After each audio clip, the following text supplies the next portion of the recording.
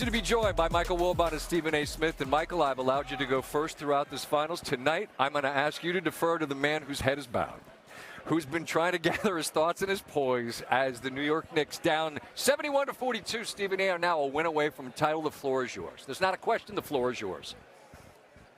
I thought it was over. I thought the New York Knicks were going back to San Antonio tied 2-2 with their heads bowed, having relinquished home court advantage to the San Antonio Spurs. I thought they were done for the night and possibly for the series. And then they kept scratching and clawing and coming back. I saw Jalen Brunson defer, and cats weren't making shots, so he said, "The hell with it, I'm going to do it." And he dropped 36. I saw OG Anunoby saying, "Yo, I got your back. Everybody else might not be here for you offensively, but I'm going to be." I saw Alvarado come off the bench and give them a spark plug. My nephew Josh, I got to give him love and credit. He brought up Alvarado. I couldn't believe, I was like, what the hell is wrong with you? I taught you basketball. What you bringing up Alvarado for? And then sure enough, he ended up being right. But I also saw the San Antonio Spurs be young, panic, rushing three-point shots, missing free throws, and to me, an egregious error with two things.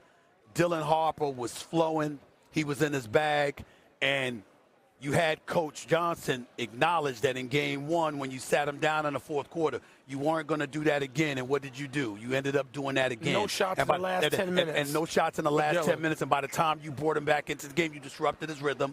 And you're De'Aaron Fox. It's inexcusable. It's some of the worst point guard play. And I love De'Aaron Fox. It's some of the worst point guard play. You've got to make better decisions. You've got to calm the storm.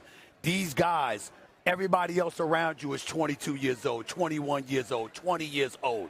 You're the experienced veteran. You got to know to pull that ball out. Yep. You got to make sure that you get they foul you, you hit both free throws, pretty much the game's over. You don't put yourself in that position. He did, and the New York Knicks are 48 minutes away from an NBA championship for the first time in 53 years. The last shot, I'm going to say this last point.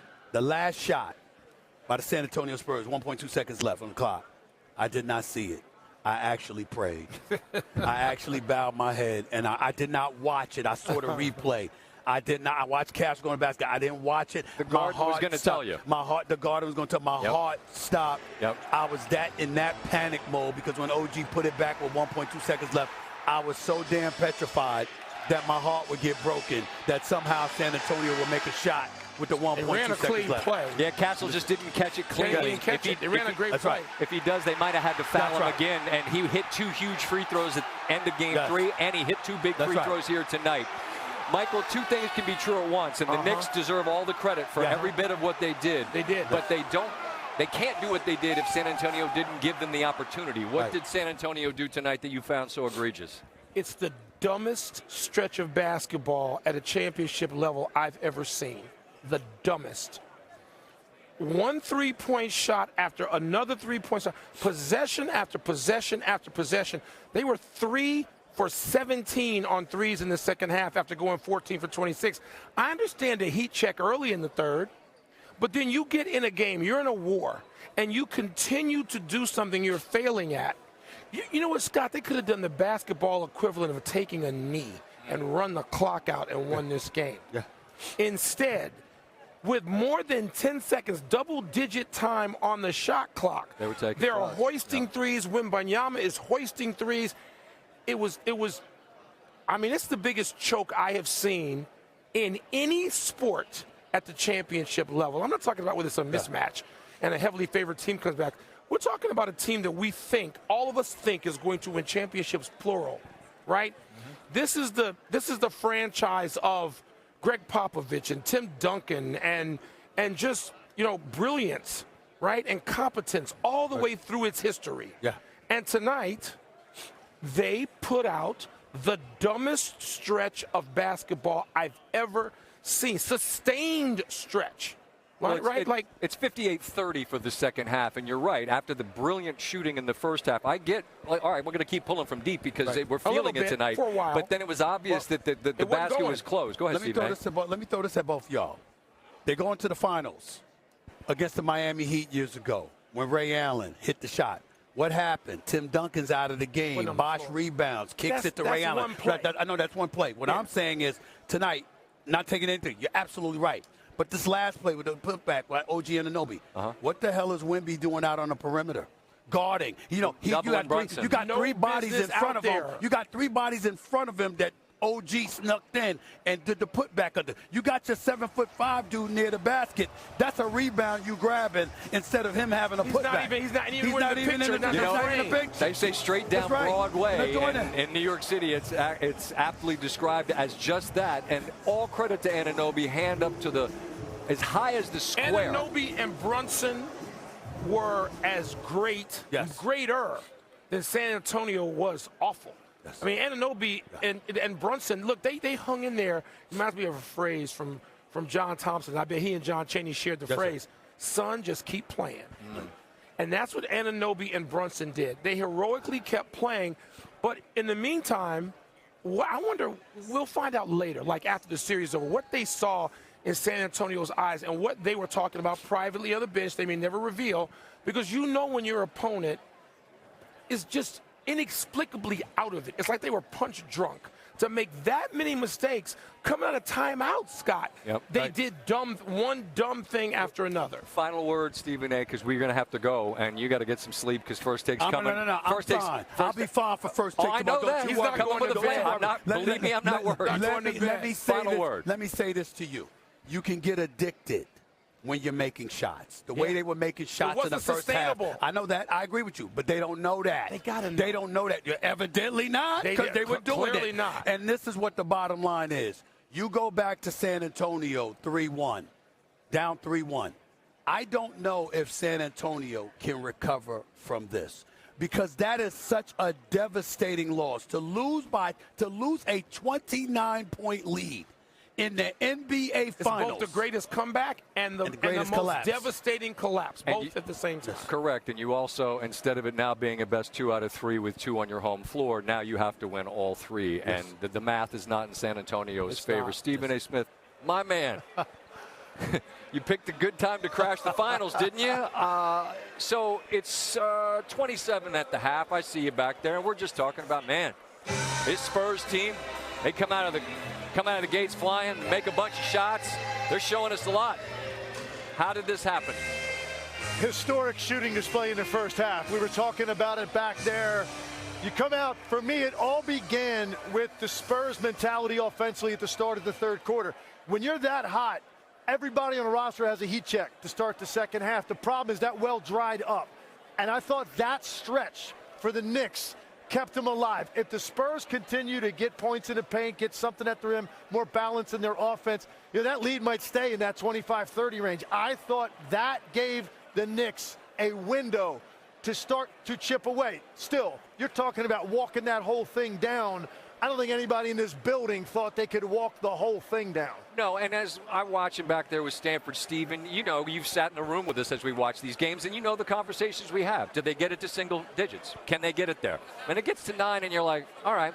And then it gets to 5, and then it gets to 4, and then the Garden starts finding that extra gear, and the weight of it all seemed to wear on San Antonio, and the will of New York. It was the combination of all of these things. You have to have the dominoes fall perfectly for history to happen. It seemed that's what all of it was. You've got to take that first big bite when you're down that much just to give yourself some hope and belief. They started to do it, and for the first time, this building got into the game because they were taken out of it completely with the way the San Antonio Spurs played. So now the combination of, hey, you know what? This is actually doable with the crowd getting into the game. And what you saw from that point, a couple of things. One, Jalen Brunson got loose for the first time in the series. And he said the other day he was closer than people think. The shooting percentages hadn't been there. But he said, I'm getting to my spots. It's a matter of time. That time was tonight. So now he starts to get going. And the San Antonio Spurs at the same time, I thought, got a little unsure of themselves offensively. And it's a very young team. Where do they want to go with the ball? What did they want to do? How could they execute down the stretch to get the shots they want? They weren't able to do it. And the Knicks just felt then, with about 6 minutes to go, that they actually could pull this off. And the fact that they have a 22-point comeback on the fourth against Cleveland, I mean, they've seen it, and they've figured out ways to win. That's what Brunson always says, find a way, find a way. Well, they find a way, and San Antonio participates in giving them a lane, perhaps. I was curious about Fox, who is a veteran, taking it to the bucket after they get that steal late. Didn't have to have that bucket, right? I mean, you could have pulled it out. And that whole end sequence, a lot happens, but he didn't need to try to take that bucket that got blocked at the rim. Well, he also took a pull-up jumper with 33 seconds to go that I think people might be questioning. But in that one, I'm understanding you're down one. You take a quick shot. That means you don't have to foul. You still could get one more stop with a timeout, advance the ball in a one-point game potentially. So I understand that shot. I think people are going to be questioning the San Antonio Spurs decision-making down the stretch offensively, but really none of this matters if Jalen Brunson doesn't get hot and OG Anunoby doesn't keep them alive and keep their head above water during that stretch before Brunson got hot, because they weren't getting a lot of contributions up and down their roster. This really was two guys carrying them offensively. So it's almost fitting. If they were going to win the game in that fashion, it was going to be OG Anunoby, because of the game he had start to finish. He was their rock tonight until Jalen Brunson could get it going in the second half. He's a stoic guy, and I enjoyed the opportunity to visit with him. He's never going to sit here and be too chesty about any of it. But there are layers to things in this NBA. There's stars, and then there's superstars.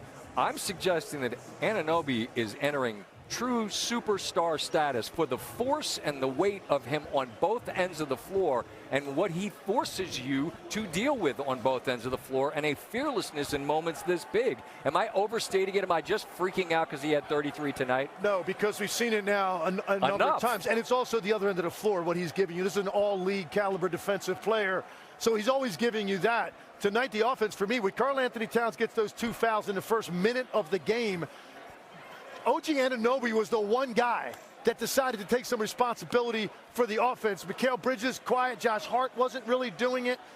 Jalen Brunson hadn't got going yet. It was OG Anunoby. Even though it was a 25-point game, it could have been 40 without the way he played. We saw San Antonio celebrate a ton when they beat Oklahoma City in Game 7. And they, after the fact, said, you know, maybe that was a little much. And mostly tonight, it's Knicks alumni and the city that's going nuts. But I wonder, is New York collectively in danger of allowing tonight to be a celebratory moment that could impact the trip to San Antonio for Game 5? I don't know, man, because they're so desperate. It's been so long. I think they understand that exact point. They know what this meant. This put them in position where now they know that they're going to have an opportunity. They don't have to win another game in San Antonio. That's what this meant. If they don't get this game tonight, they're going to have to get another road win at some point against a 62-win team in their building. That's what this meant, to climb all the way back and actually win the game. Now, look, you've got a Game 5 on the road. I'm sure they'd love to go close it out in 5. But now the safety net of knowing you can return home, and I think this city knows it, the crowd knows it. They're going to know the momentousness of that situation if they get back here. But first, you heard OG. He's saying, let's go on the road and close it out. Yeah. You know, I'm smiling because this is our job, and we get paid, and we get to turn in per diem for this. Just It's absolutely criminal. Travel safe to San Antonio.